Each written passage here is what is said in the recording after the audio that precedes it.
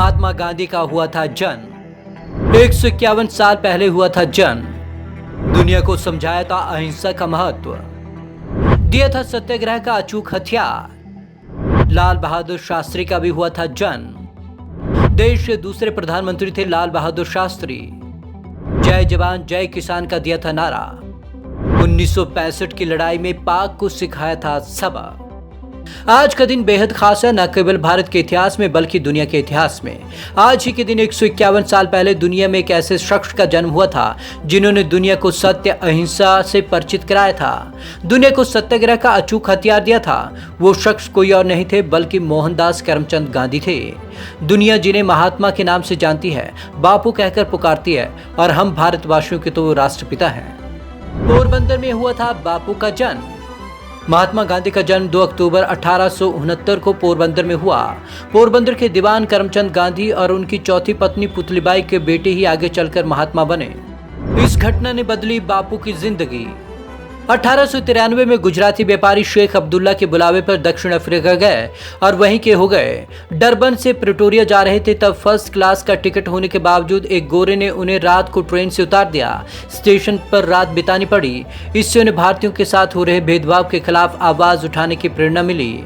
दक्षिण अफ्रीका में उन्होंने प्रवासी भारतीयों के अधिकारों और रंगभेद नीति के खिलाफ सफल आंदोलन किए। तब उनकी प्रसिद्धि भारत तक पहुंची थी। चंपारण में किया था नील आंदोलन। 1915 में जब भारत लौटे तो बंबई में स्वागत करने कई कांग्रेसी नेता पहुंचे।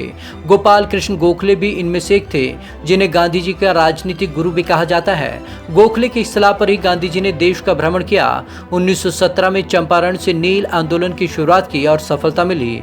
इसने गांधी जी की लोकप्रियता कई गुना बढ़ा दी। 1918 में उन्होंने खेड़ा आंदोलन का नेतृत्व किया। ऐसे शुरू किया था सविनय अवज्ञा आंदोलन। बाल गंगाधर तिलक के निधन के बाद गांधी कांग्रेस के बड़े नेता माने जाते थे। 1919 के जलियांवाले बाग हत्याकांड के बाद उन्होंने अंग्रेजों से मिले सभी पुरस्कार लौटा दिए। रॉलेट एक्ट के खिलाफ सविनय अवज्ञा आंदोलन शुरू किया। 1930 में गांधी जी ने दांडी मार्च किया।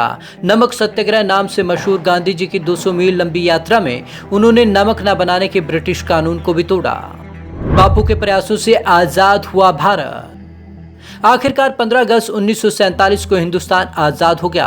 हालांकि बंटवारा हुआ और भारत पाकिस्तान 2 देश बने। बंटवारे के लिए एक तबका गांधी जी को दोषी समझता था। नाथूराम गोडसे ने 30 जनवरी 1948 को महात्मा गांधी की गोली मारकर हत्या कर दी। अंतर्राष्ट्रीय अहिंसा दिवस के तौर पर मनाया जाता है 2 अक्टूबर। महात्मा गांधी के विचारों में सबसे ताकतवर था अहिंसा का विचार, जिसे दुनिया के कई देशों में क्रांति और विरोध का हथियार बनाया गया। 15 जून 2007 को संयुक्त राष्ट्र की महासभा ने प्रस्ताव पारित कर 2 अक्टूबर को अंतर्राष्ट्रीय अहिंसा दिवस के तौर पर मनाने का फैसला किया और यह सिलसिला आज भी जारी है।